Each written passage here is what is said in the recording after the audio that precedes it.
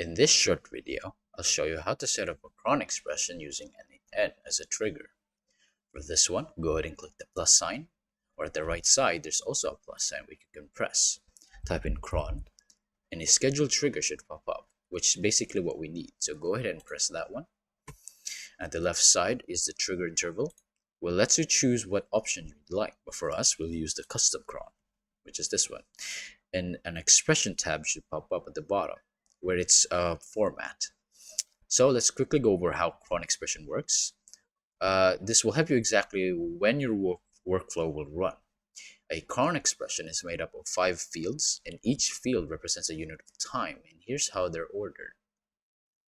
From second to minute is basically 0 to 59, hour is 0 to 23, the day of month is 1 to 31, the month is 1 to 12, the day of week is 0 to 6, where 0 means Sunday.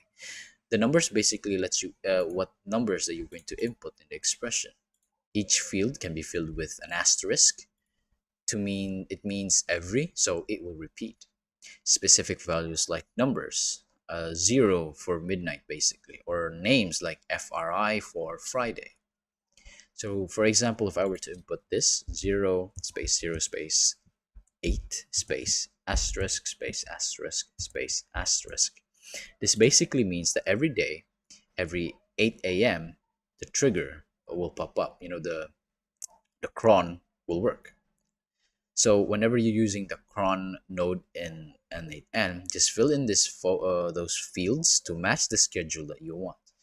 So now that you've gone over the cron and how it's formatted, and if you're still unsure, you can always ask an AI assistant to help us write down what based on the format and what schedule that we want.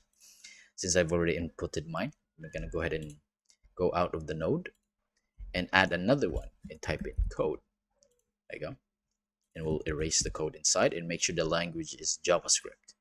We'll type in return space. You can follow through with what script I'm working on. This symbol and this one, press enter. Type in JSON. This symbol again, space, this one again, enter. Type in message, this symbol,